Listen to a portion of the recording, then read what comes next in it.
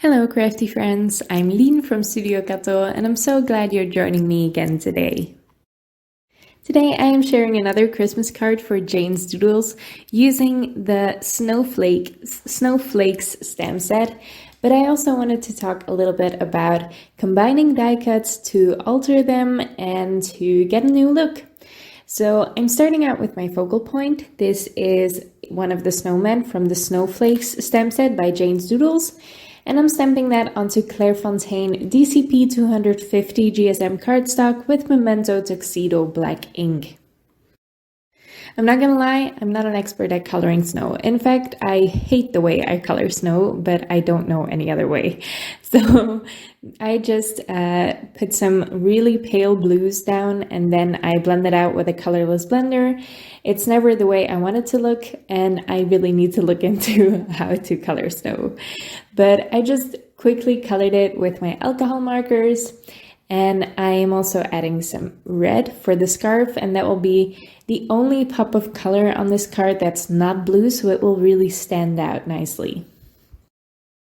When coloring, I always go from dark to light, and I'm doing the same with his carrot nose, and I'm using some oranges and yellows for that. And for the hat, I try to experiment a little bit. You guys probably know that I'm not as comfortable with alcohol markers as other coloring mediums, and I've been practicing a lot. But for this hat, I wanted a really deep blue, but I don't have one. So I first put down a little bit of gray, then went over it with blue. So everywhere where the gray is, the blue will be a little bit darker. I then colored in my medium shade, my mid-tone, then go back over it with the darkest shade I used to darken it up even more. And I also used the gray for that as well. And then I blend everything nicely together with my lightest shade, which is still quite dark. So you get this really nice deep blue hat. Now we get to the die cuts. I wanted to use this Circle of Waves die by Reverse Confetti, but I didn't want it to be a circle. So I first die cut one of those rectangles. This is from the Mini Slimline Essentials die cut bundle by Pinkfresh Studio. And from one of those rectangles, I die cut it twice. From one of them, I die cut that Circle of Waves by Reverse Confetti. And that will split my rectangle up in a lot of waves.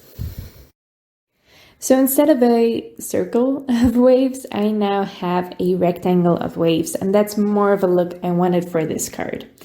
I used my Pinkfresh Studio inks to add some color to these waves. I am using the bottom three as snowy hills, so I only added color to the bottom of the hills. And that will create a nice shadow effect for the snow. And then for the other waves, I am using some darker blues, and I am covering the entire wave the same way, and that will be some sky elements. I went pretty quickly for the blending of this. I just wanted a really nice saturated color, especially for the darker tones. I love these Pinkfresh Studio inks because you can get a really nice deep color if you just keep blending on. And as you might see, I am working on a laminated sheet of white cardstock, but to keep my die cuts in place, I put down a piece of painter's tape, sticky side up, and then I taped that down just on the sides with some more of that painter's tape. I put the die cuts on the sticky side of the painter's tape, and that will keep them in place nicely while I blend on my colors. Now all that's left to do for this little die cut background scene is just piecing it together. And this is really easy if you die cut the same rectangle once again out of just some white cardstock. This will help you guide to keep all the pieces on straight, because if you don't work on this rectangle or if you just work directly on your card, it's really easy to mess up and just go a little bit wonky, a little bit diagonally maybe. So this makes it really easy to do if you die cut the same piece again. So I'm just gluing them on with some Barely Art Precision Craft glue, lining up one of the sides, butting it up against the previous wave or the previous piece that I pieced in, and that's it. I just press it in place and move on to the next one. And once that's all done, I can line this with some silver mirror cardstock. I just cut 2 strips of it, and I am gluing my wave piece on top of that. So just a sliver of it is showing, and that will give you a nice outline to this fun piece, a nice frame. Now, because I didn't think ahead, I did this before adding the splatter. It's no worries, you can just wipe off the paint of the mirror cardstock, but if I would make this card again, I would probably try to add the splatter first. And I just used some Finetech silver metallic watercolor for this. Now I also wanted to stamp a sentiment directly on this, and I am using a sentiment from this Snowflakes stamp set by Doodles in Versafine Onyx Black ink, so it's a nice crisp black, and I'm also adding some embossing powder to that. Just some clear gloss superfine embossing powder by Wow. I'm wiping away the excess again from that silver mirror cardstock because that's quite staticky, and once that's done, the piece is done. So now for my card, just putting it together, I chose some Snowflakes pattern paper to cover my entire card. And then I adhered my wave piece, my die cut piece on there, also with the Barely Art Precision Craft glue. And finally, I put my snowman on top with some foam tape.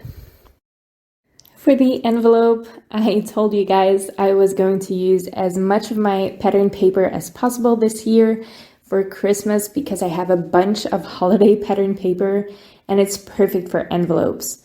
So I am being a little bit lazy for my holiday cards, but I'm using up a lot of that pattern paper.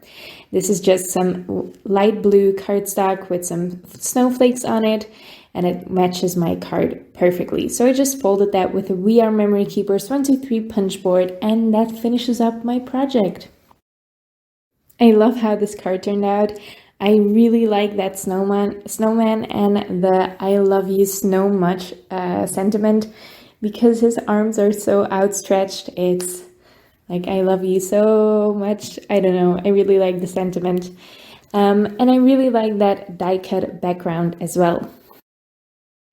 I love this Circle of Waves die by Reverse Confetti, and I really love that I could stretch it in this way to make it not be a circle element. It's just a fun way to do something completely different with one of my supplies.